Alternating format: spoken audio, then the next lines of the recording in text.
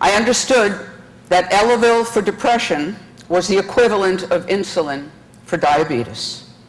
A chemical imbalance was corrected. I was encouraged to seek talk therapy, but forget that. I was finally happy. Besides, I had tried it in 1988. Down and out in New York City, I sought the help of a Park Avenue psychiatrist, but in the waiting room, I couldn't stop thinking about Woody Allen movies. The doctor told me to exercise. I instead exercised my options and accepted the offer to substitute for Terry Gross on Fresh Air for 2 weeks. I had not been on the radio since 1983. This was in 1988. And that appearance on Fresh Air led to the job that I held until 2011. There is no applause in radio. That's kind of strange, actually, because it's a sound. And depressives need approval. And many of you liked me. The audience grew. And so did the spheres of influence.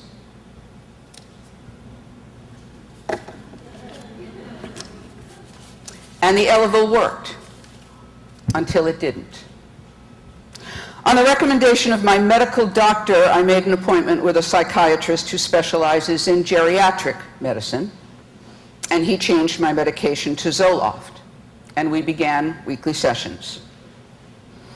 I also sampled a buffet of belief systems, from Ram Dass to the Rule of Benedict. I took comfort in the scholarship of countless sages, from the Dalai Lama to Dorothea of Gaza.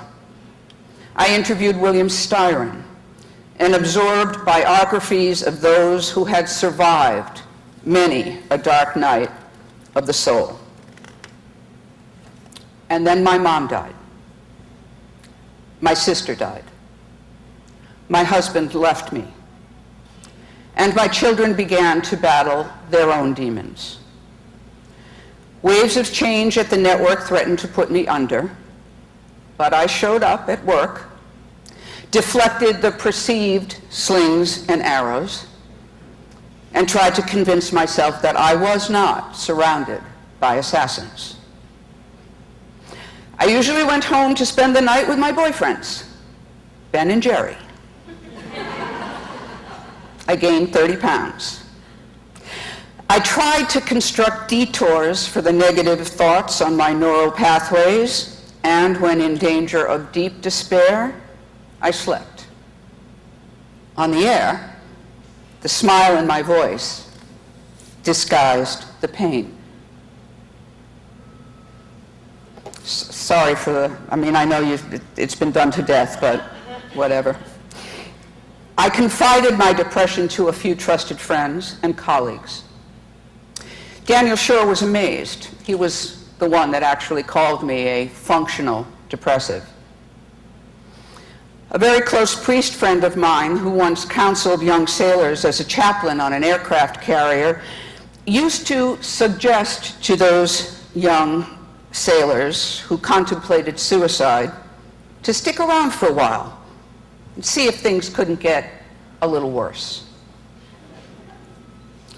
When I began to believe that the world would be better off without me, or boy, they're gonna miss me when I'm gone, I struggled to remember that those who cared about me would be pissed because I didn't reach out to them for help.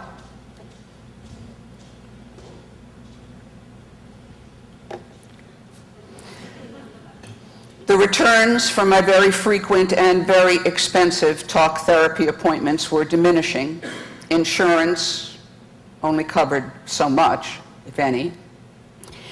And I grew weary whenever my doctor asked why was I so unhappy when I had this great job and I had everything going for me? I never had an answer. Knowledge is power.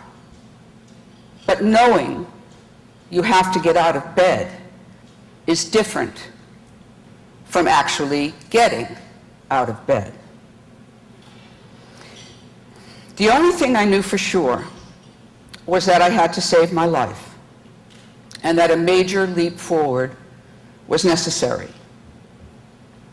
So I dreamed a dream of a life at the beach, of acting in a theater company, of finding love again. I've just begun my 3rd year as a resident of Bethany Beach, Delaware. I have to leave at lunch today because tonight I have to be in Rehoboth Beach for a performance of La Cage aux Folles. Later in the week, I'm in The Sound of Music. My boyfriend has a Harley. I'm learning to navigate the back roads of Delaware, as well as the chutes and ladders of a new relationship.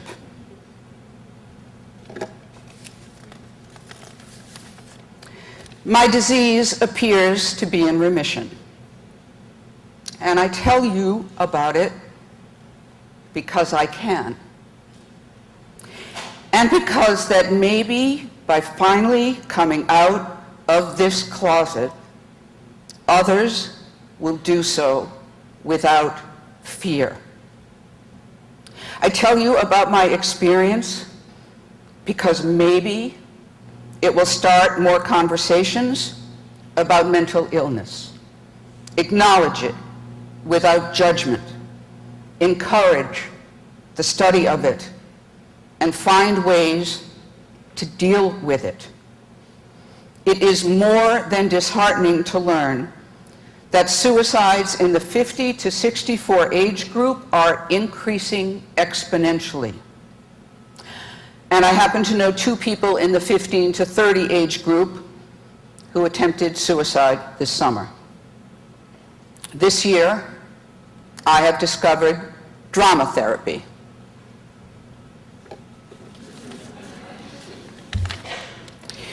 I learned some very important things in the dressing room.